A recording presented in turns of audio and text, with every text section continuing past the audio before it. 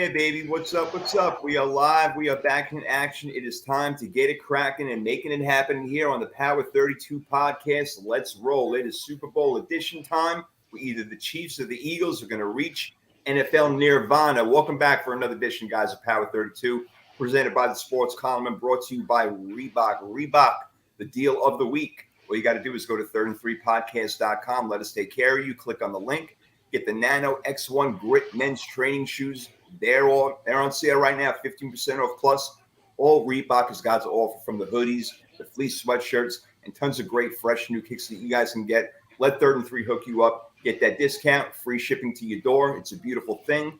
Time to rock and roll. It's football time. We are just hours away from the Super Bowl over here, a day and hours away, I should say. And I am blessed to have a superstar freaking panel of NFL minds with me, starting with Mr. Patrick Bernard, who had me on his show last week, Devereaux Sports, a few weeks ago, and had a blast, actually. So it was only right when your Eagles beat my Niners in the ugliest fashion possible. All right? I figured it'd only be right to get you on the show to debate the Eagles side of the ball. So, Patrick, I'm glad you're here, man. Listen, I appreciate, Jason, you having me hop on with you guys. Great minds here today, and I'm hoping for the second time in 5 years we get to see a parade down South Philly. I mean, I got a team of young guys here, my young kids, who've only got to experience this one. I grew up a whole childhood without no championships here in Philadelphia. It wasn't only until I was 22 until I saw Phillies one. So now, with the great mind of Howard Roseman, I got to tip my cap. This guy's been doing some good things here in the city of Philadelphia. Even when he traded Carson Wentz, I thought the man was crazy, but apparently I was foolish to realize he got rid of him and brought in Jalen Hurts. Right. And so far, so good. So far, so damn great. It's been an amazing thing. GM of the freaking year, Howie Roseman, no doubt about it, doing an amazing job over there. As Dennis knows, we also have Dennis Mickelson /DMIC at DMIC Media, director of Witty Radio, WITY Radio, who's been a diehard Chiefs fan since the days of Hank Strand, baby. Dennis, you've done play-by-play. You're a motorsports journalist, which is awesome. You got quite a background, man. So it's great to have you on for the first time, bro. Yeah, I'm never sure what I want to do when I grow up. But, formerly was riding with fake pigskin before they died, and we had pulled pork sausage sandwiches. And now, we've branched off with our own little thing over at Science of Fantasy Football. And, yeah, I'm so old I lived between the 50-year drought of wins for the Kansas City Chiefs. Living through the Paul Wiggins days, I'm enjoying the Andy Reid days. There you go. Philly got to experience it, and now you get to. And ironically, there they are facing off in the Super Bowl. Unbelievable.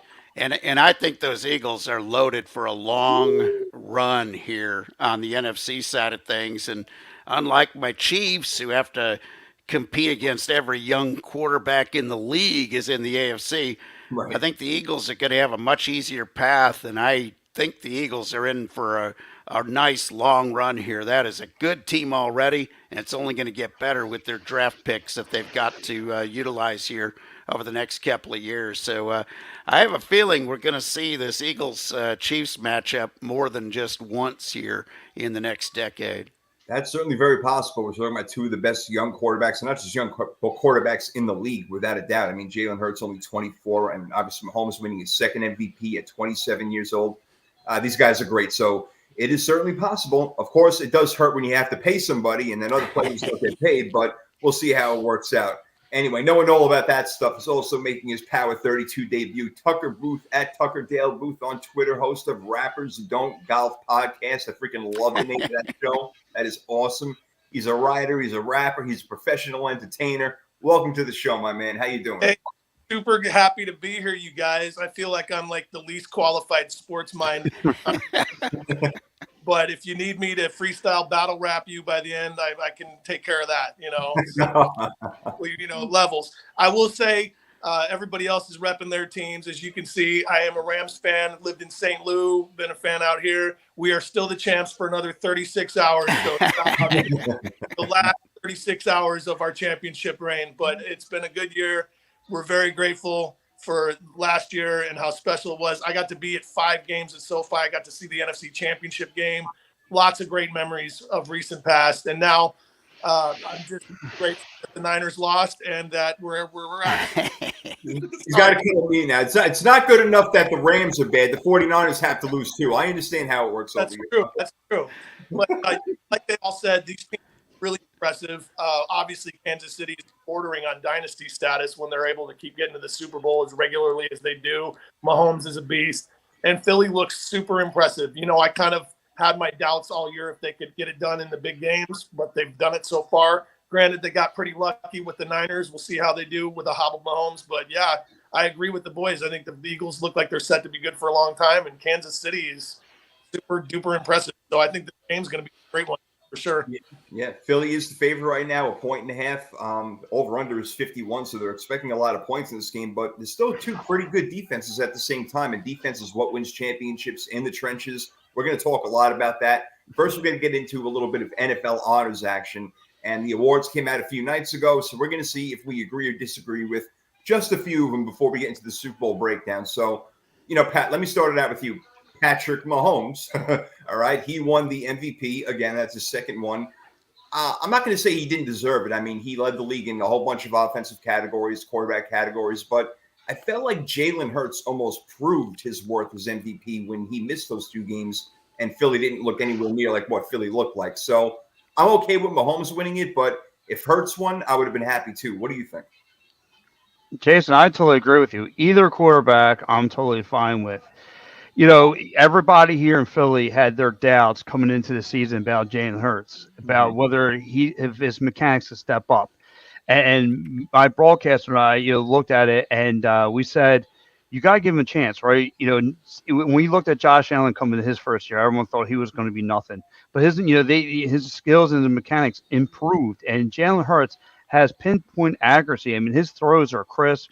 Find the open guys, making those tight throws in those tight windows.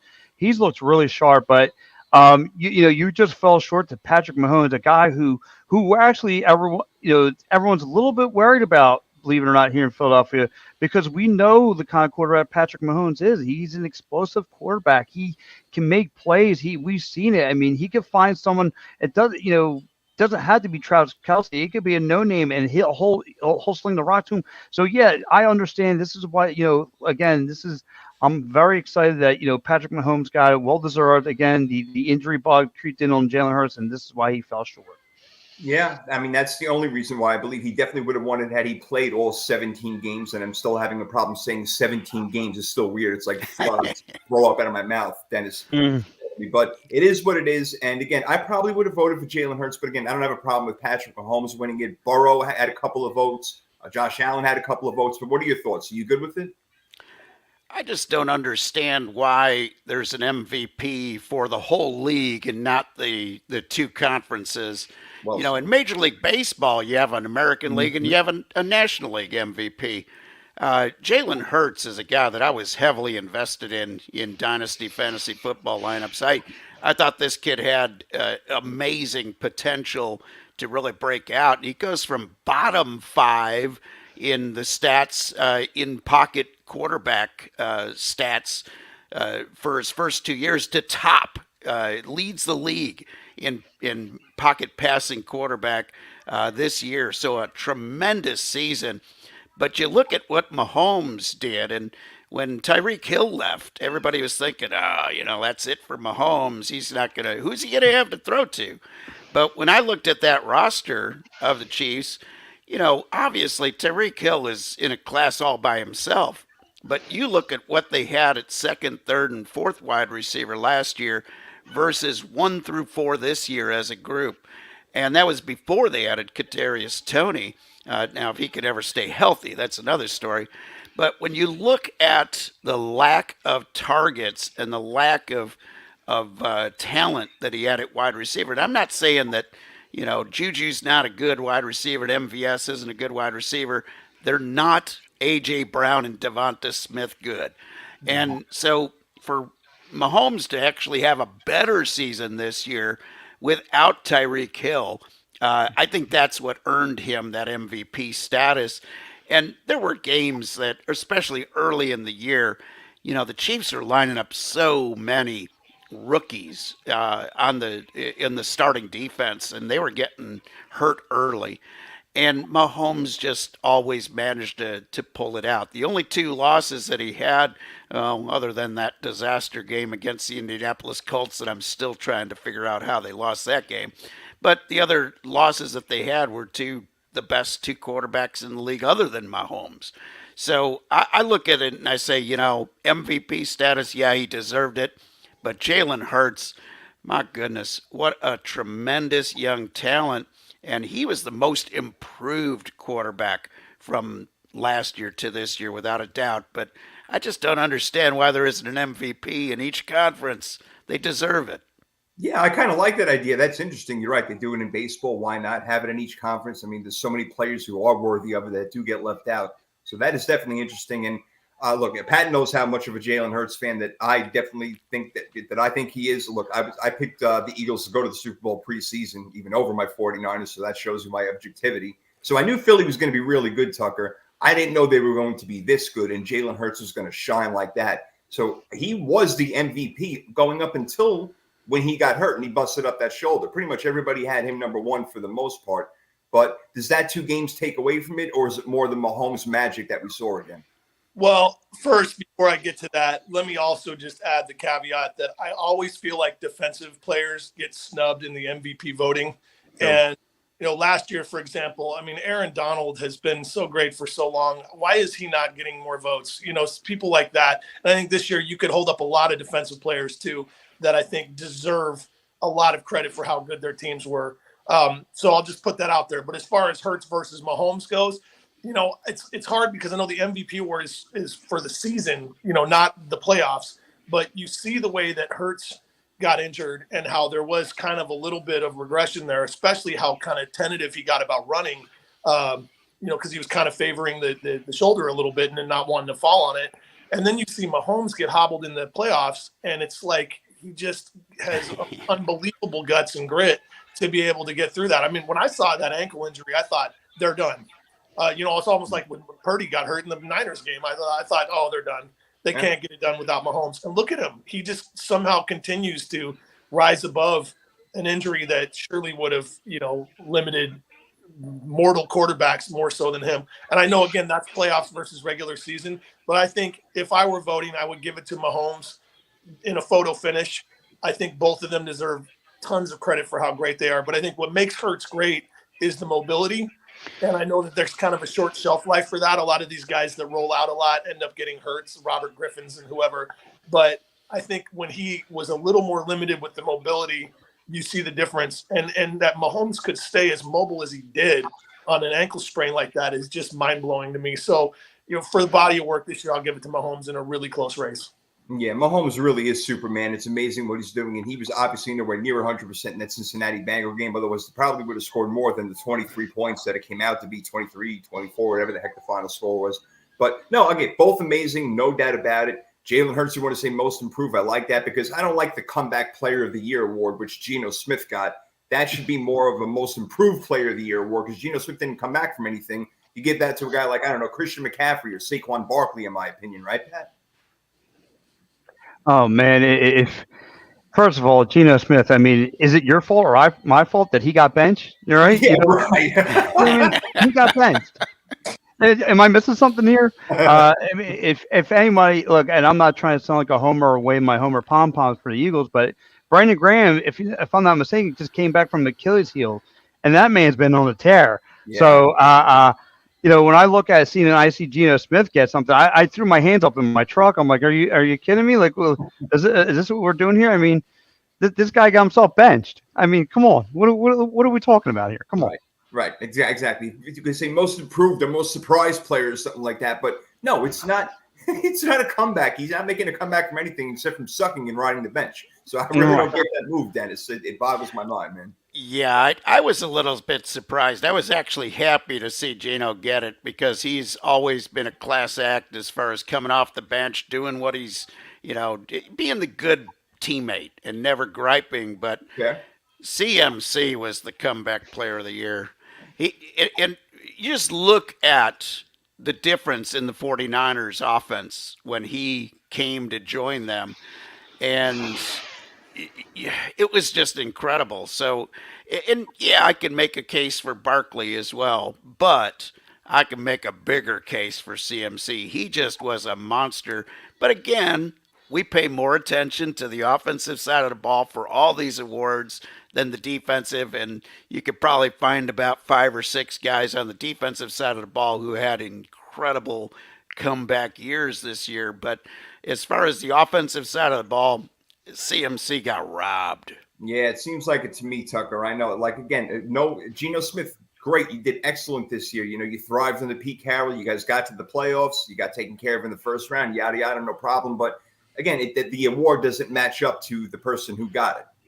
Yeah, I mean, I think the comeback part for me is that he was so highly touted when he got drafted, right? So he was a super high draft pick. Number 1, if I'm not mistaken, right? I think he was. I think it was like 6 or something like that. He was in the first round, though. Yeah. First round, they're putting all their eggs in his basket, and he never really panned out. So I guess the comeback is from the high expectation meets the low results, and then this year finally seeing a legitimate starting quarterback who now has a case to be paid handsomely for what he did this year. So I guess he came back from oblivion. It's almost like it's the resurrection award for him versus. Kind of funny. He gets rewarded for sucking, you know, a year before. That's what it is. Like, you sucked so bad last year. We're going to give you an award. By all of us. I mean, you know, the fact that he was able to come in and because again, when you heard that Geno was going to be the starter for Seahawks this year, did you think they're making the playoffs? No, that's fair. Absolutely no, I did not. So I guess that's part of it. But I'm with you on the fact that as much as it really hurt that the Rams lost the McCaffrey sweepstakes, watching him play the Rams in that game where he ran for a touchdown, caught a touchdown, threw a touchdown. He's unbelievable. And I know he was good when he was with Carolina, but I don't ever remember him being that good. And obviously fitting into a system like the Niners helped. But yeah, I'd probably have to vote for CMC too, just for how immediately he made the Niners go from being one of the contenders to really kind of the favorite in my mind coming into the playoffs. And, you know, the only thing that really hampered them obviously was injury, but that wasn't his fault. Hell, he was taking snaps at quarterback in the last game. I mean, that's how important he is to that team. And yeah, I'd probably vote for CMC too. And it's no coincidence whatsoever that the 49ers started going on their winning streak once CMC got there. So like that's a correlation, not a coincidence at all. So there you go. One more I wanted to go over with you guys before we start breaking down the game, the meat and potatoes of everything, is the offensive and defensive rookie of the year. The Jets swept that category with Garrett Wilson and Sauce Gardner, and I'm not pissed off about it, Pat. I'm cool with it, but I would have thought about Aiden Hutchinson for defense possibly. But the thing with Garrett Wilson is, as great as he is, and he did it without really a really good quarterback, so maybe that went into it. I wonder if he is the best of those rookie wide receivers because you got Chris Olave who started lighting it up. Christian Watson picked it up second half of the season. George Pickens making the best of what he can out of Kenny Pickett. Drake London, and now Jameis Williams enters, you know, the that rookie atmosphere now of these wide receivers who have been so good. So what do you think about Garrett Wilson winning and Sauce Gardner winning? And do you think that Garrett Wilson might be the best wide receiver out of this whole bunch that came out of the draft this year? Yes, I'm going to say Garrett Wilson has been. And for a guy who's been – listen, I struggled in fantasy football this year. So when your team stinks – you start picking anything out of the waiver wire, and I saw Garrett Wilson. And now I'm just saying, but you know, the kid made some plays this year. I mean, he was, and like I said, you don't know who's going to be throwing, the rock out of the Jets. You can have me, you, the guy that working at the grocery store. You don't know who's going to be your quarterback from day to day. But you do know one thing: this kid is a playmaker for them. And one thing about the Jets having a wideout like this kid, it is going to be solidify their future as now looking, some kid who can make plays out of the back, whether it's in double coverage, whether it's across the middle. I mean, this kid can, does all sorts of routes for these guys, whether it's a hook and route, however you want to do it. And he's very, very good, like I said, in the wideout position for those guys. So yeah, Garrett Wilson, absolutely a stud for them. Drake London, he could. I'm for me, give him another couple of years to develop, and we'll see what we got there. But yeah, going back to Garrett Wilson, just a stud, and yeah, that's my pick. Yeah, he looked phenomenal, rightfully so. Yeah, and I think I have to agree with you on Garrett Wilson. I mean, every time I looked up, I felt like he had 7-8 catches for 140 yards. I'm like, how is he doing this with Mike White and Zach Wilson and Joe freaking Flacco? Like, what are you kidding me? How is this even possible? So, yeah, I think he totally deserves it. And, yeah, Sauce Gardner deserves it. He led the league in passes defended. But I watched a lot of Aiden Hutchinson on the Lions, Dennis, and I'm like, oh, you know what? That's definitely a candidate too. But I'm not mad at either one of the Jets players winning it. And you know what's so crazy is that Breece Hall could have ended up being the offensive player of the year, but he ended up getting hurt for the Jets, their running back. They drafted so well this year. What a great job. Yeah, and you look at that and you say Breece Hall, Garrett Wilson, Sauce Gardner, and they're only going to get better. And you put them with some talent, but 1,100 plus yards with Joe Flacco, Mike White, and the MILF Hunter. I don't get it. I mean, it's just like, how did you get that many yards with that pathetic of quarterback play? Amazing. It just is. It's phenomenal to me. So I look at that and I say, he definitely deserves it. As far as on the defensive side of the ball, I can understand the Aiden Hutchinson campaign for defensive rookie, player of the year. He was phenomenal, but Sauce Gardner was, I think, playing a tougher position for a rookie to learn, and was instantly, from week one, was one of the best cornerbacks in the league, bar none. And by the end of the season, I don't know if there's an argument that there is a better corner in the league, and he was only a rookie. So I look at the difference there. But Hutchinson had a huge, mammoth season on a very bad defense. So he stood out a lot, but Gardner made that defense even better for the Jets. The Jets were not, the previous year, they were not exactly a defensive dynamo. They became a very good defensive team because they had one guy that was going to shut down your best wide receiver. So I think I can see the argument on why he won the award over Aiden Hutchinson.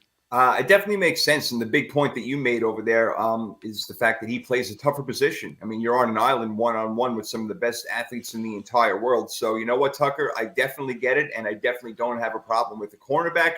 Is so tough. And when you're asked to go out there, I know he doesn't travel much. He usually stays on one side of the field, but you know what? He takes care of that side of the field, and you don't have to worry about it so much. Well, you guys are making my point from the last round. We are giving credit, but it doesn't seem like the awards give anywhere near as much credit to defense as offense. So I'll say it again.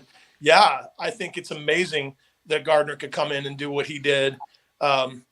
And, nothing against how tough it is to play wide receiver. I get it. But, it's so typical that the wide receiver or the quarterback or the offensive star gets awards. And I just would echo again, I feel like Gardner out of all of them was kind of the least heralded, considering, like we just said, how tough that spot is to play. So, the Jets obviously kind of exceeded expectations this year until reality caught up to them, but that had as much to do with the defense as it did with the offense, especially when we could see that quarterback wise they stunk pretty much all year, minus a couple games, I guess, but that was not where they were succeeding. It was surprisingly good defense. So yeah, I feel like you got to give the award to Gardner just on defense alone with a rookie playing. Yep, fair enough, no doubt. And the Jets, damn, too bad. They look good this year. And then they had freaking, obviously, Zach Wilson, who I call Captain Jack Sparrow because he's freaking drunk all the time when he's out there. Like, I don't know what the hell I'm doing.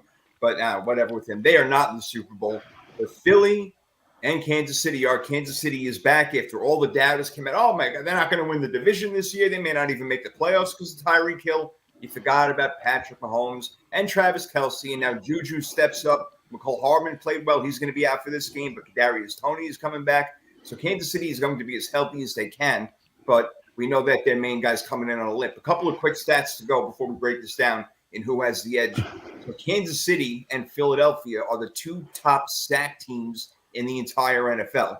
Now, Philly had like 70, and I think the Chiefs had something around like 55. So a big difference there, but they were still the two top sack teams in the NFL. And the Chiefs are number one in points scored. The Eagles are number two in points scored. The Eagles defense is number one against points with points against, and they're number one against the pass. So a lot of these say Eagles right now, but we're going to break it down, guys, and who has the edge and say, all right, who really does have the edge in this game and why and where is it won? We know the game is won in the trenches. We'll get there, but we're going to start with the quarterbacks that we talked about already. Not Mahomes versus Hurts, but Mahomes versus the Eagles defense, all right, and Hurts against the Chiefs defense. So, Pat, starting with you, who's got the edge, Hurts or Mahomes, going against those two defenses, respectively? I'm going to have to say, again, I'm going to have to say Jalen Hurts. I think because you look at the O-line in front of him, right? You got Lane Johnson. What if I've told you many times on your other podcasts, I've told you it's a day and night, with him and without him in your lineup. Yeah. You have Lane Johnson there, his security blanket, which gives him plenty of time. And not just that, Lane Johnson creates holes for Miles Sanders, Kenny Gainwell, those kind of guys where they could punch it right up the middle, right up the gut. I think this is where the Eagles might have the edge here. And to flip on the other side of the ball here, that defense side of the ball, where this Eagles front four is just straight nasty, and they make you go one dimensional. They make you throw that rock. And if Travis Kelce is going to be your security blanket out there, this Eagles secondary is that nasty, where they're looking to shut you down. Now, like I said, I'm very, very concerned because, again, I mentioned this a little earlier, Patrick Mahomes is very explosive, and the things he can do that most people can't do. And the Eagles really haven't seen a quarterback like this year. We played against the Kirk Cousins. We played against the only really competition, and I hate saying, trust me, as an Eagles fan, is Dak. But other than that was without Jalen Hurts. So, but yeah, you have a real legit quarterback out there. Oh, yeah. No, look, they're both fantastic. It's going to be amazing. And look, and when you talk about Patrick Mahomes, he's going up against the number one secondary in the entire league, fellas. So that is an issue right there. But again, it is Patrick Mahomes. So as hard as it is to go against Patrick Mahomes, you feel like Jalen Hurts may have the edge with A.J. Brown and Devonta Smith and Dallas Goedert, and the fact that he can run the ball. It seems like Philly's got the edge there. And like Pat mentioned, that offensive line sending 3 guys to the Pro Bowl, probably the best offensive line next to Kansas City, which is also ironic. There is no freaking coincidence. It's obvious why these two teams are playing. They were both the number one seed in AFC and NFC, and here they are matching up in the Super Bowl, Dennis. So what do you think about this matchup? Do you think that Patrick Mahomes is so great, which he really is, that he can overcome Darius Slay and James Bradbury and C.J. Gardner-Johnson, or does it go to Hurts, who will have an easier time, going against, the Sneads of the world and maybe the Boltons that are going to come out there, Justin Reed, Thornhill, those kind of guys who aren't household names. Trent McDuffie's a rookie, so maybe you feel like Jalen Hurts has a better shot at it. I don't know. What are your thoughts? Well, we talk all about Hurts versus Mahomes. We talk about that matchup for obvious reasons. They're the two best quarterbacks in the league right now. It also happens to be the first time we've ever seen 2 African-American quarterbacks duking it out for the championship. I mean, this is a big deal that this is happening this year. But it's all about the offensive lines. You've got the 2 best offensive lines. And you look at the defensive lines, and the Chiefs have put on an incredible amount of pressure on teams. Yeah, they're second in quarterback sacks, but if you look at pressures, they're even better. But the one stat that kind of gets lost in the stats, kind of down in the stats, the Chiefs have 34 tackles for loss on rushing plays versus 27 for the Eagles. Very good. So the Chiefs have been able to this year rebuild their defense completely. Bringing in Justin Reed was brilliant as a safety. I mean, us Chiefs fans, we loved the Honey Badger and Sorensen, but they were getting old. They were getting slow. They were getting beat. We brought in, Thornhill as a rookie was getting torched. He looked better this year. Justin Reed looked better this year. So I think the key to everything, though, is going to be up front. It's the battle in the trenches. It's the big boys. Do it as Keith Jackson used to say, it's the big uglies up front. It's going to be the battle of the lines that is going to set the table. And one thing that the Chiefs have done very good against running quarterbacks this year is they've been able to have very good discipline on the outside of holding their lanes. They don't go looping out deep they kind of hold their position, keep that quarterback in the pocket. Where they got torched is when they left the middle open, and guys could just run right through them.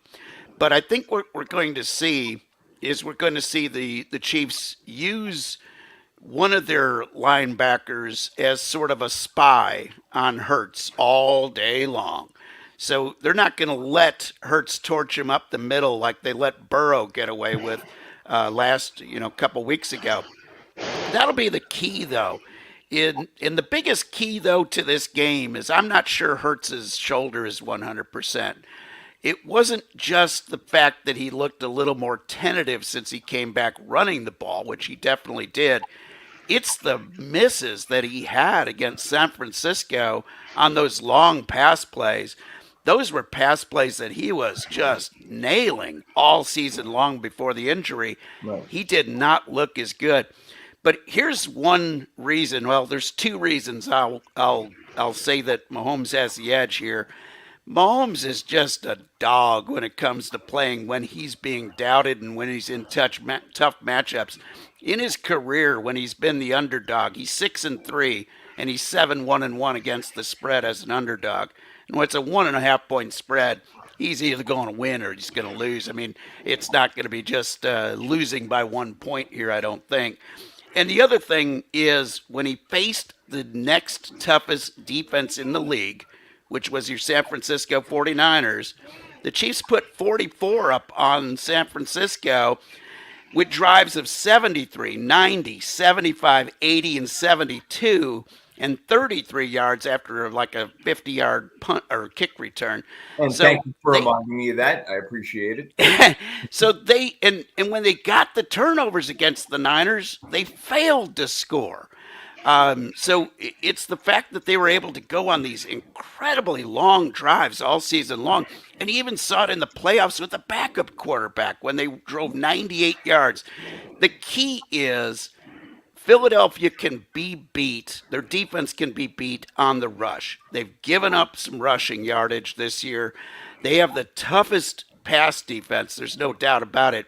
But Kansas City will be able to run this ball against Philadelphia, and that'll keep the Philadelphia Eagles line a little bit honest. And as far as the Chiefs go, they're a little better as far as a rushing defense this year. There's very few running backs that had big games against them. So I think they're going to be able to contain Sanders and Gainwell. I think we're going to see a lot more Gainwell because that type of running back did give the Chiefs a little bit of fits this year. A guy who's a little bit twitchier than the guy that hits the hole hard. Those kinds of running backs did give the Chiefs a little bit of trouble. Of course, Josh Jacobs gave them a little bit of trouble too, but Miles Sanders is not Josh Jacobs. But I just like the edge with Mahomes because he just when everything else is even, and I think everything else is even, I just give it to the best quarterback in the universe to find a way to pull it out. It's the Michael Jordan-esque thing. When the teams are equal, that superstar steps up to the plate. And as great as Hurts has been, we haven't seen him in that situation yet. And that'll be the big test. Could be the coming out party for Jalen Hurts, or it could be the ultimate, blessing of Patrick Mahomes as Saint Patrick.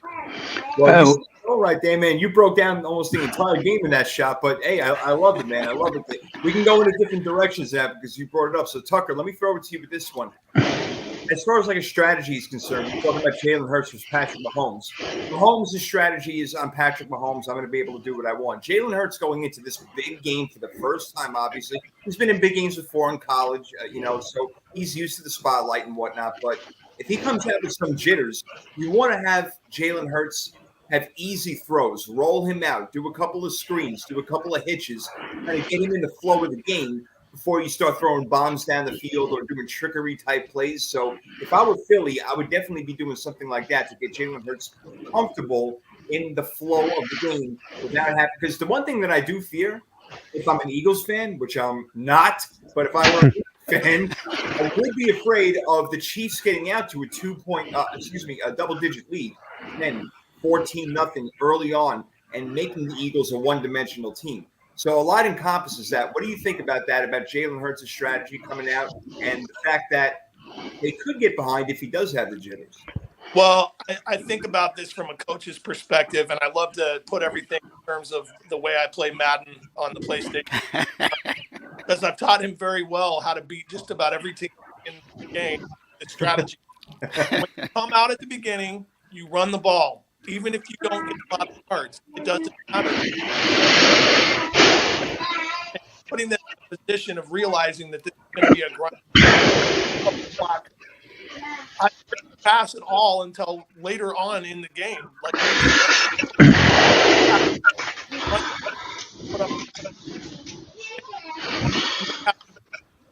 you're not going to get everything that you want out of the first couple of drives.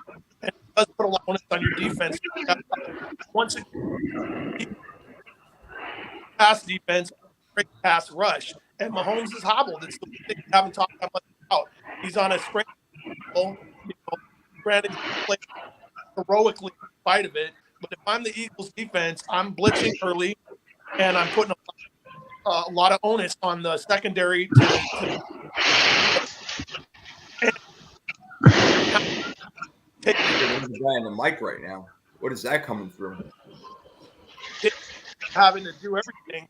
I think it would be very wise for them to off that hook first and condition the Chiefs defense to the fact that this is going to be a grinded out running style smash mouth kind of game where we're playing hard D, we're chewing up clock, we're running the ball, and we're not putting a lot on Jalen to have to make huge bomb throws that, as you guys just said, he wasn't making in the last game. So take that pressure off of him early, get the Chiefs back on their heels, and then finally, when the opportunity presents itself, then go for the home run plays. But I would not try to go for that early if I were the coaches of either team, especially when both quarterbacks are not at 100% physically. Why on earth would you want to get them hurt in the first quarter and have it turn into another Niners game where you know the game is over before it starts? And especially with Mahomes, who I think is obviously more hurt than Jalen.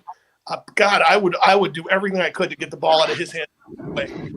Run the ball, quick screen passes, so forth. And as you say with Hurts, same deal. Don't make either one have to be the man in the first or even second quarter. Because, out of the two of them, I think we can all agree Mahomes already has this experience. He's got the pedigree. He's been in this pressure cooker, multiple times. He's won and he's lost. Hurts, this is, he's been, on Alabama, so he knows what it's kind of like to be in these big games and stuff. But this is a whole nother level. And I think, if I were Philly and I were the coaching staff, I would definitely not put too much pressure on him to have to make big throws early on in the game. Save that for later. Smart. You said it all right there. I totally agree. And what I want to get into now is in the trenches where it all happens. That's where the game is won and lost. Because, guys, we all know, again, defensive line, offensive line. If your offensive line isn't getting the push on runs, if your offensive line isn't blocking, you're not going to be successful on offense. If your defensive line is getting no push, your quarterback's going to have all day to sit back there. Both of these teams have it. The Eagles, we know, led the league in sacks. The Chiefs were second. Both those lines can push. Talking about Chris Jones, Hassan Reddick on the other side, Fletcher Cox, Sweat. These guys are Brandon Graham. I mean, these guys are absolutely amazing what they put out. And then again, Philly on the back end as well. But again, in those trenches right there, the Chiefs have an outstanding offensive line. They really do. But Patrick, can they hold up against your core 4 or 5 really? Because you have so many guys who can get after the quarterback. Do you think that they can do a good job and hold up for a while, or do you think that Philly's going to eat them up on the line?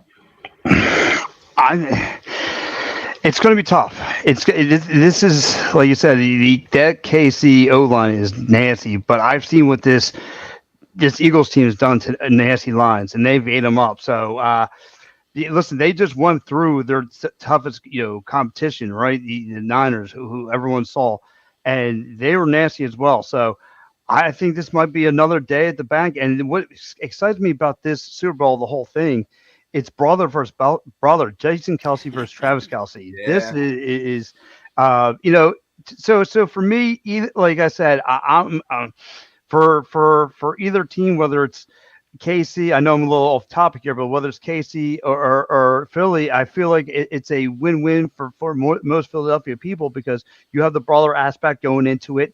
You have Eagles' former head coach who's took the Eagles to the promised land multiple for 14 years straight. This guy he had winning records for this Philadelphia team.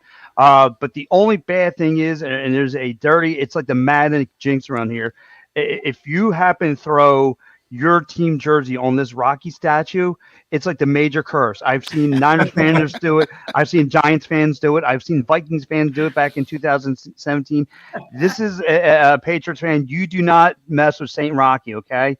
And but that's a little off topic. So, but back to the game in the trenches, like you were saying, this Eagles front four is just nasty, and they are going to, what Jonathan Gannon's going to have to do, he's got to get creative and come up with some great blitz packages, whether it's nickel or whatever. Then you got, like I said, the rotation of Dominic Sue, Jordan Davis. I mean, they got guys who can eat. So, that rotation's heavy. So I think the Eagles will find their way to Patrick Mahomes and rush. But like I said, as Dan said here, Patrick Mahomes under pressure is even more scarier. So, but you're going to have to get, Jonathan Gannon's going to have to do something very, very creative and make sure you can lock that man down. If not, it's going to be a long day at the beach for the Philadelphia Eagles. You got it, man. And on the other side, you got Shane Steichen. He's got to be able to call the good plays, like I was talking about. Make sure that you ease into the game, do some rollouts, get Hurts comfortable and everything, and that'll negate the pressure from the defensive line as well because you're going to have him rolling out of the pocket, make some things happen, use some motion and whatnot. So I like that. And there's other aspects that go into it. Like I'm thinking about, Dennis, talking to you. I know that you got on it before a little bit, but that's one thing that the Chiefs do have going. They've been able to protect Mahomes all year long, but they've never seen a defense like this. Controversially, the Eagles have a fantastic offensive line, but they got to deal with, Karlaftis, the rookie, and Chris Jones, who is just all world, everything right now. They're going to bring some blitzes, I would think. Spagnuolo's going to dial up a few things right there, but again, it's so tight in the trenches, and that's why both of these teams are really ranked 1 and 2 in just about every single category. But who would you give the edge to? And do you give, Mahomes maybe a little more credit because he's seen it before, seen more blitz packages come at him? So what are your thoughts about in the trenches? Well, the thing that scares me as I look at this Eagles team is they have all their success only rushing 4. And we saw in the past – when teams have been able to just go ahead and sit back in coverage. I mean, the Bengals did it with 8 in coverage and rushing 3 and getting some pressure on Mahomes in the past. That's how they beat them during the regular season. So when you can rush just 4 and have 7 guys in coverage, you can do some interesting things to try to minimize Kelsey. But when I see, arguably the 2 best offensive lines and arguably maybe the 2 best defensive lines in the league when you look at the whole collection, because the Chiefs have been getting play out of some guys in the rotation that you thought were done, as far as their careers go, and now they're making the plays. And even in the playoffs, Clark has been looking young again, where earlier in the season he was struggling. But when I see that much balance, it comes down to the coaching. It comes down to the schemes. Spagnuolo is just wonderful at figuring out a way to annoy the opposing quarterback and the opposing offense. And Andy Reid is 27-4 when he's had 2 weeks to prepare a game plan to attack. 27-4 when he's had that extra week. That is incredible. And, the only thing Andy Reid was lacking in Philadelphia was that great quarterback that could bail him out when other things were going wrong. Now he's got it. I was so thrilled for Andy Reid. He was always one of my favorite coaches, even before he came to the Chiefs, because he never whined about, can't win the big one, can't win the big one. Well, if you get to the big one, that's a big deal. That shows if you get to the big one and you're so consistent as a winner, that shows you know what you're doing as a coach. And now that he's got, the best quarterback of a couple of generations to sort of bail him out when he needs it, And here's the thing: Mahomes has not been a world beater in the playoffs, but still has found a way to get it done when the game is on the line. And now you got them protected. As great as the Eagles' line is, as great as they are at putting pressure on with only 4 guys, the Chiefs' offensive line is really good, and their running backs are really good at giving Mahomes that extra little second to get the ball off. So this is the old battle of the Titans up front, and it's going to be whoever wins up front that is the difference. But I give the edge to the Chiefs, coaching staff. Spagnola's been there, Reed's been there, Bieniemy, is kind of the unsung hero behind the scenes, dreaming up a lot of things. They've been tested in the playoffs. The Eagles have not been tested. They've had 2 walkovers. Are they going to be ready for a test in the Super Bowl? That's going to be the question. There's no doubt that these teams are incredibly even matched. I'll give the edge maybe to Andy Reid and Spagnola being able to find that little extra because they've got that experience on how to react in the middle of a game. Yeah, I'd say there's no doubt the Chiefs have the edge in coaching, and they're going to need it there because this may come down to a few plays, a few timeouts called in a few particular spots. There's no doubt. Tucker, I want to ask you this. How would you guard Jalen Hurts in this game? Would you play – again, there's a lot of scenarios out there, but I'm thinking of a guy like now, Dennis, you can tell me like Nick Bolton.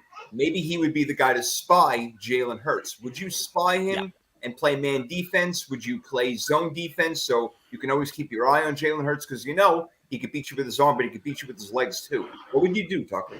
Well, I'd say, obviously you may have to adjust during the game, but what I would start out doing would be sagging on Jalen, and like we're saying, if you want to put a spy to kind of make sure he's not rolling out as much, that's fine. But I'm going to assume that he's still the tentative Jalen we've seen in the playoffs about running, and that he's still got injury concerns on the shoulder. So I would definitely sag back more, kind of force him to make the pinpoint passes. Obviously, use the front 4 to do your best to stuff the run as well as you can.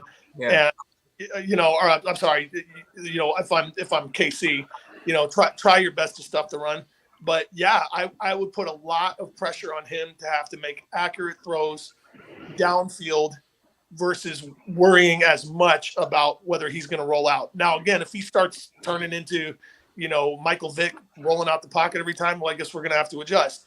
But I would start by assuming that neither one of these guys really wants to take a big shot early. Both of them are gingerly coming into this game health-wise. And I think, either way you're going. But, as you said, what would I do with Jalen? I'd try and knock him on his butt as quick as possible. And ditto Mahomes. You want them kind of reeling early and knowing this is going to be a drag your guts out kind of game versus feeling comfortable back there in the pocket. Now, that being said, I didn't say you want to rush Jalen every time early on. I think it's almost the reverse. You kind of start out sagging back and then kind of crank up the pressure on getting in his face as the game goes on, and then force him to make those tough decisions on the fly. But I would definitely I would do more of a sag D to start and try and force him to make tough passes and try and maybe cherry pick an interception or two. I like it, Jason. Dennis. Jason, the whole key to Spagnola's greatness as a defensive coordinator is he doesn't show the same look twice. I mean, he will throw everything at a guy, all out blitz, and then he'll look like the all out blitz is coming and drop 8 into coverage. I mean, he throws a different look from start to finish. And that's why you didn't see Bolton always over the middle as the spy on Burrow. And when Burrow saw that, he took off. That's going to be the key to Hurts, is recognizing the differences. And both teams have been masterful on the offensive side of showing motion and showing motion and formations to fool defenses, make them think they're going one way and they're going the other. That's been the key to both offense's success. But Hurts being able to read Spags' defense is going to be a big key. One other thing I'll toss out there, and it's something we almost never talk about. if this does become a little bit more of a defensive tussle, Philadelphia's had troubles punting the ball here down the stretch and in the playoffs, whereas, KC's got the number one punter when it comes to net yards.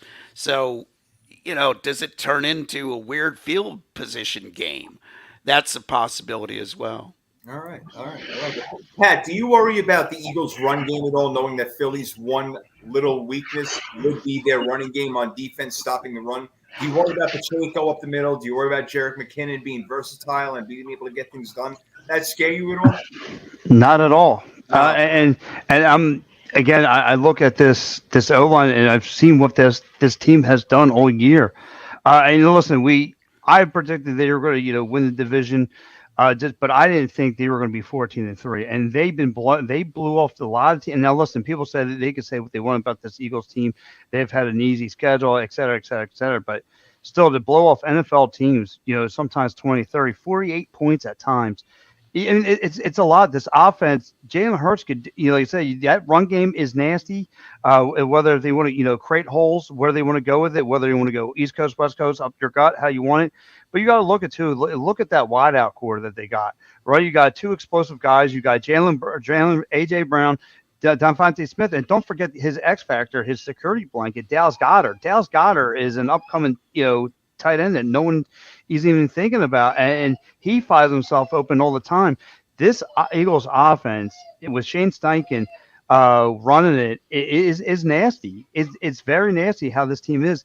And that's, like I said, a lot of people look at it, it's like like Dennis said, they haven't been really battle tested. And I agree with Dennis. They haven't had that, team yet. But again, when the Giants, who beat the Minnesota Vikings, who came to South Philly with all that hype, splattered, and the 49ers, whether you have Brock and Nelson, in there or not, Purdy.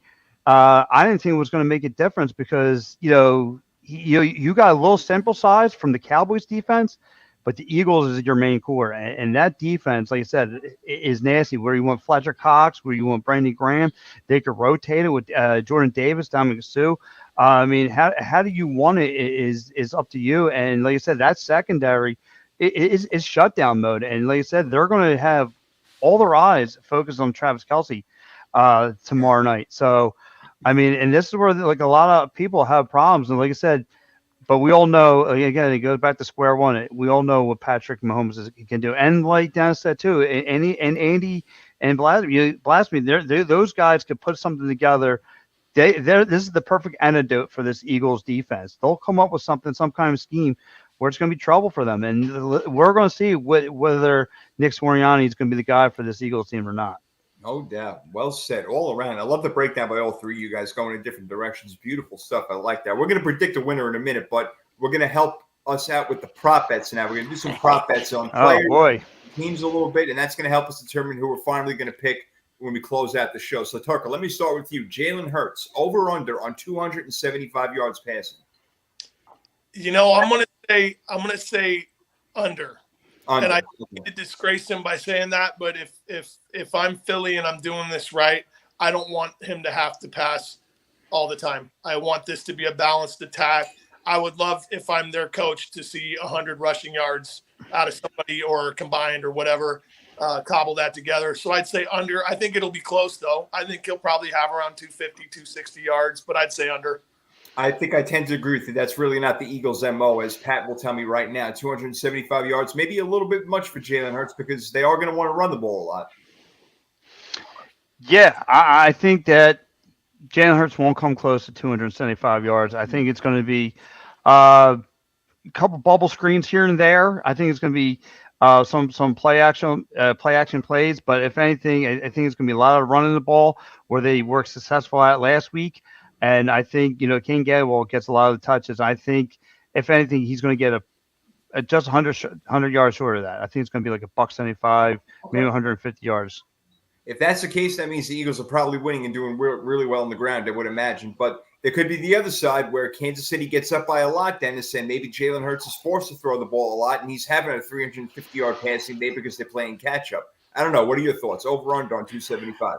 Well, he hit that mark over 5 times during the regular season, but he was under 200 4 times. Right. So you look at that and you say, yeah, man, I got to bet the under on this.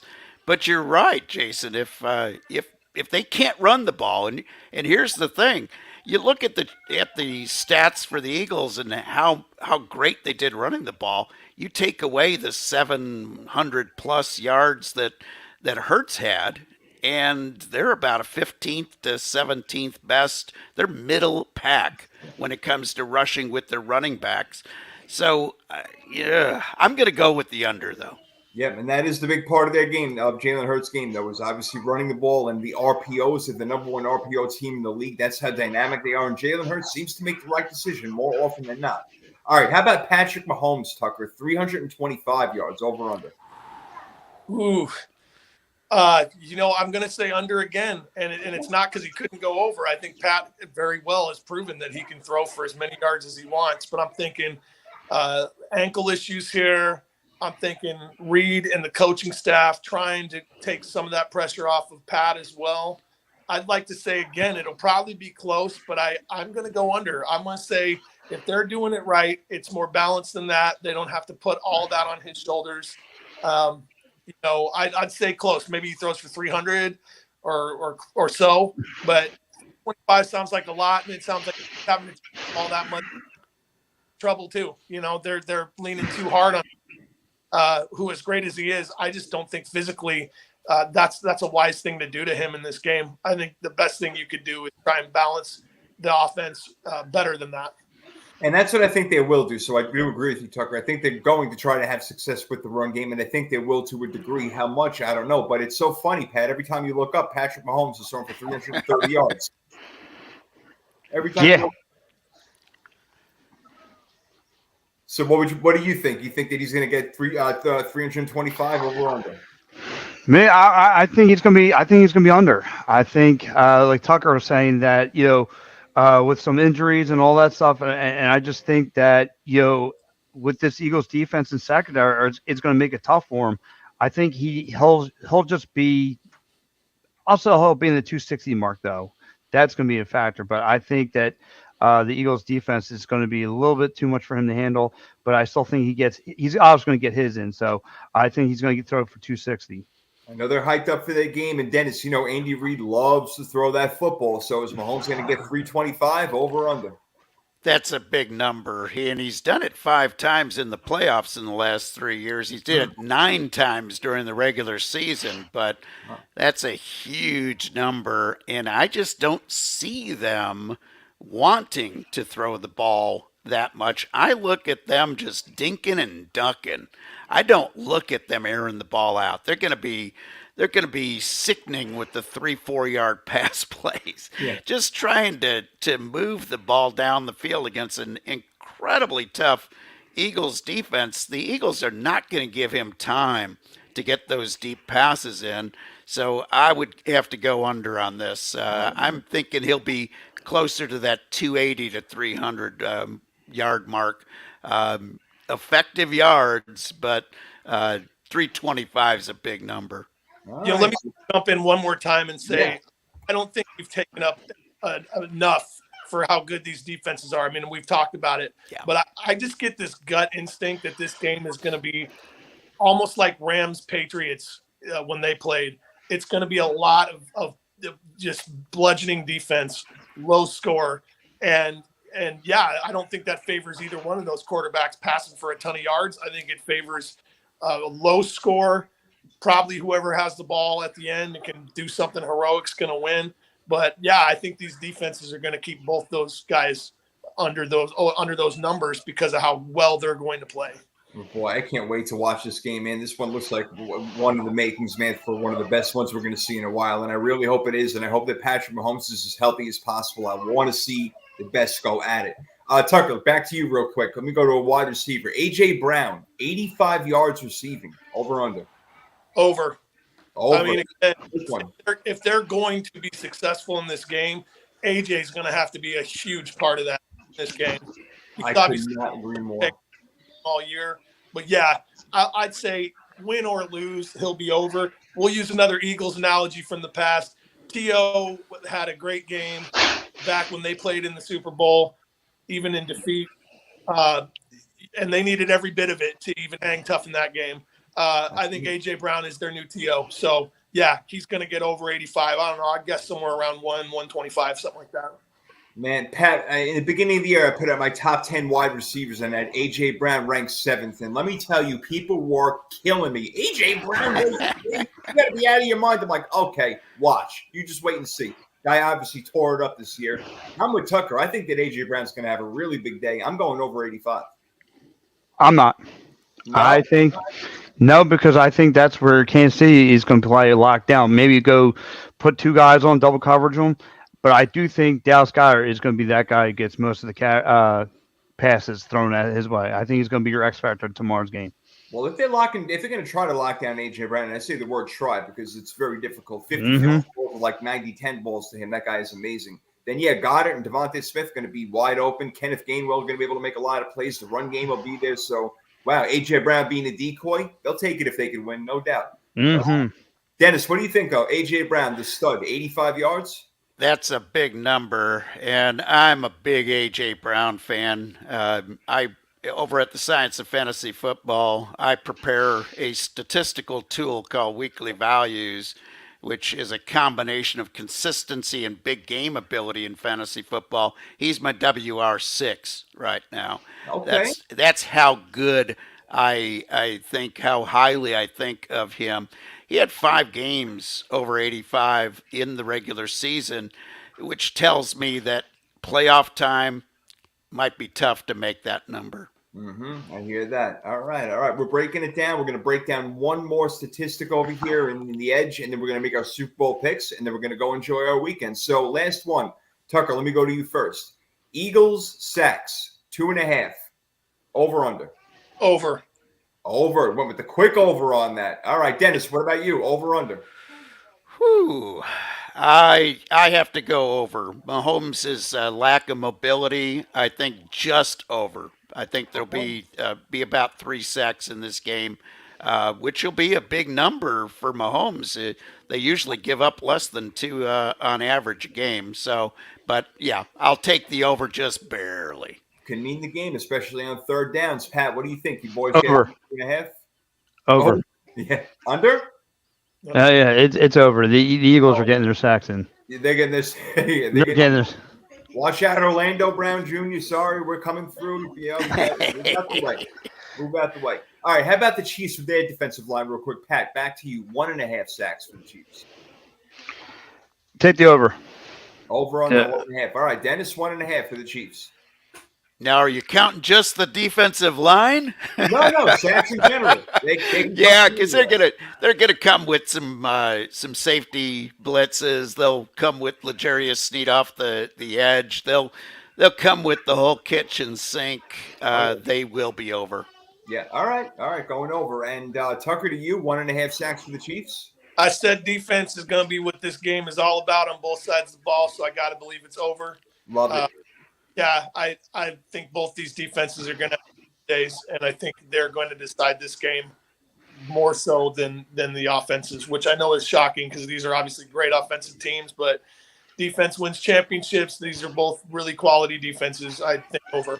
That's right. And I'm glad that you guys have brought that point out consistently throughout the show that defense wins championships. Both these teams have great defenses as it is. Again, the one weakness maybe for Philly is that they're a little against the run, a little blasé against the run. Maybe for the Chiefs, it could be their secondary sometimes. I know Sneady's coming back in this game. I don't know how fully healthy he's going to be. But for me, guys, as we go ahead and we're going to make the picks and we're going to go around, I think the Chiefs definitely need to come out trying to run the ball and keep trying to run the ball, even if it's not working so much right away, and rely on Patrick Mahomes to make the right decisions. As far as the Eagles go, Hurts, like I said earlier in the show, roll them out, easy passes, quick slants, hitches, just to start the game off. Do your RPOs, let them get clean looks. All easier said than done because, again, we're talking about 2 top-notch defenses over here. And when we went through who has the edge, really on every single one of them, for the most part, Philly had the edge except for head coach. Now, head coach does make a big difference in any football game. Obviously, the Super Bowl is as big as it gets, but Nick Sirianni's been doing a really good job. I'm not comparing him to Andy Reid. That's blasphemous. I will not do that. But this game will not be a blowout either way. But I do feel like, guys, I feel like the Eagles have more. I think they have more talent, the roster up and down. I do worry about Patrick Mahomes' ankle. I do worry if they are going to be able to run the ball. If they become one-dimensional, the Eagles can get 5 or 6 sacks in this game. So you know what? I'm going to take Philly 24-21. Tucker, what do you got? You know, by the way, let me give you my MVP. I told you I was big on A.J. Brown. I'm going nuts on him, guys. 127 yards and 2 touchdowns. Jason, what did they put in your coffee this morning? I need it, buddy. I need it. I've been pretty good. You'll come on next week and you'll be like, Jason, you are the sports prophet. Yes. I've been pretty good calling these scores for these championship games. I'm not like unbeaten, but I was real close last few years. And it's really hard to make this call for this game. I was thinking long and hard about it before we did this today. And what I think is, like I said, it's going to be a pretty low scoring game. Now, that doesn't mean they're going to have any touchdowns, but it's going to be pretty low scoring. And that it's probably going to be like a field goal at the end that decides this game. And I feel like if there's any time left on the clock for Mahomes, that favors him. Somehow I just get this premonition that it's going to be Mahomes, even after getting his butt kicked all game, driving them down the field, seconds left, long field goal for the win. So I'm going to say KC 20-17, and it's going to be fingernail close the whole way. All right. I like it. Yeah, if Mahomes does have the ball in his hands last, we've seen what can happen even in 13 seconds, Pat, but I know you're going the other side, man. Of course I am. And I'm, like I said, I'm one of those guys, trust me, who don't wear the green sunglasses. I'm very realist with these teams, but what I've saw in the playoff run and this whole year, I'm going to go a 28-14 win Eagles. Oh, you're going to a pretty big win by a couple of touchdowns, huh? Yeah, I'm feeling that confident, and I'm usually not that guy. Trust me, if I'm usually not that. I know you keep. I keep it real as much as I can, but again, keep it. What I've seen this team do, and Casey just getting in from a Bengal stupid penalty. I don't know if the Eagles are going to make those kind of dumb moves tomorrow. I just feel like this team has just been what they are all year, a juggernaut. Yeah, and I feel that win. And that's where coaching comes in. Don't make stupid plays. Don't make dumb penalties. A lot of that stuff that can turn the game, turnovers. And don't forget, I mean, no one really count the Eagles 5 years ago. And I know it's a whole different thing, but look, you had the GOAT Tom Brady going against Nick Foles, a backup quarterback, right? And shocked the world here. Yep. So, but now we're just hoping for that aggressive smash your mouth.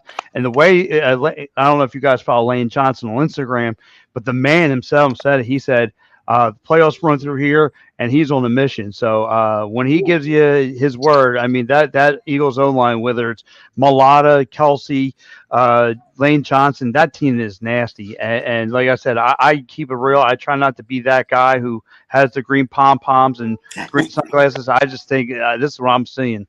Hey, and shout out to former Rams quarterback Nick Foles. Yes. He may be St. Patrick over in KC, but we all know he's St. Nick over there. That's funny. I love it. Hey, listen, real fast. This is why Carson Wentz want to get out of here. You know what I mean? There's a statue of the guy out front, him and Dougie P doing Philly. Okay, there's a statue literally out front of that stadium, and you don't think that guy went to work every day crying about that? So. But yeah, that's like I said, that's a whole nother subject we've got going on over here. I love it, man. That's true. Very true. Hey, Dennis, we got it split down the middle. So, well, I'm going with the Eagles. Tucker's going with the Chiefs by Mahomes having the ball with the last minute over here. And, of course, our resident Eagles fan is going with the Philadelphia Eagles to win the game 28-14. But Tucker and I both had it close. They got the Eagles by a field goal. Tucker's got the Chiefs by a field goal. Yeah, I think it's going to be a lower scoring game than most folks are thinking. I like the Chiefs 23-20. Familiar score. I figured that was 23-20 on a last second field goal by old Harrison Butker. So, yeah, I'm going to go Chiefs by 3 in this one. I think it's going to be a tough fought game. It's going to come down to who turns over the ball the most. And, you know, it's going to be more defense than a lot of folks are giving it credit. Yeah, and I'm glad that we are giving a credit on the show because, again, we're talking about two of the top defensive teams in the league. But, of course, we all fall in love with offense, so we all want to talk about the quarterbacks and the wide receivers and yada, yada. But you know what? We broke it down for real on this football show. That's how it's going to go. So we got 2 Chiefs. We got 2 Eagles going on the show. Let's see. We got just, 34 hours to go until this bad boy starts. I can't freaking wait, man. So let's go around the horn real quick. Let everybody know where they can find you, what you do, and anything that you want to pop out, promote. Tucker, why don't you start us off, man? All right, first of all, this cat was climbing my leg through half of this. And you kept it cool. The whole time. 8-week-old cat, so shout out to her. I got to say, if you want to listen to the podcast, it's Rappers Don't Golf on every network you can think of, wherever you do your Rappers Don't Golf. Check it out. Definitely want to give shout outs to my buddy Rory Mitchell, Mitchell Report Unleashed podcast, with my main sponsor, my producer. Check Rory's Mitchell Report Unleashed. And then as far as promo, I got 2 books that I've written over the last couple of years that are dropping pretty much in succession. My book called Quick Trips coming out in March, self-published. If you want more information, it's my Twitter page is Dale Booth on Twitter. You can holler at me there. They're already being sold. And then also shout outs to Lisa Cornwell, formerly Golf Channel. I wrote her about Trouble worldwide with distribution. Triumph book. We are proud to announce we've got Hillary Clinton as our forward for the book, writing the forward. That's amazing. And very excited. I've wanted to write books my entire life. I got 2 dropping in the same year. So definitely check me out. I'm only on Twitter for real. If you want to email me directly, Tucker Booth at 23. And thank you guys. It's been a real pleasure. No, hey, Tucker, glad you could be on, man. No doubt about it. And, again, you can find Tucker on Twitter. But, again, like you said, he gave you his email address. But if you want to find Tucker on Twitter, it is let me just make sure I got the right one. It is at Tucker Dale Booth. So Tucker Dale Booth. That's where you can find it, baby. And got to make sure we can find the others. Dennis, I'm so glad you can make your presence on the show, man. Appreciate you being with us. Well, I appreciate the invite. Folks can follow me at DMike Media on Twitter. Best way to keep up with everything, whether you're interested in listening to oldies in the morning, 6 to 9 a.m. Monday through Friday, or want to know more about soybean cyst nematodes, you can tune into the Noon Farm Show at WITY Radio. Also, Science of Fantasy Football, where I team up with the professor, John Bush, who's shown me so much on the data side of things. The man is a freaking genius, and it's a pleasure working with him. You can also listen to our Data Lab podcast over at For Frequency's Sake. And of course, once the AUDL Ultimate Frisbee season starts, I'll be the play-by-play announcer for the Chicago Union. You can check us out on AUDL TV. It's Frisbee football. It's a crazy sport. It's a lot of fun. I love it. Well done right there. Beautiful. And Pat, take us home, man. I've been on your show, so I know how great of a host you are. Listen, guys, I do a podcast, LA Philadelphia, Devereaux Sports, on the Edge of Philly Sports Network. It's called the PM and the AM. Me and my broadcast partner, Mike Laro. You catch us talking all Philly 4-for-4 teams. You got your Sixers, your Eagles, your Phillies, your Flyers, and we do some more. We talk Philadelphia Union. We talk Philadelphia Wings, lacrosse. I mean, we pretty much break it down. Catch us tomorrow morning, 9 a.m. Eastern time. And again, like I said, we do nothing out of shtick. I mean, me and my broadcast partner, we fight regardless. When your broadcast partner tells you he wants to trade Joel Embiid, you're bound to pick a fight with me at any time.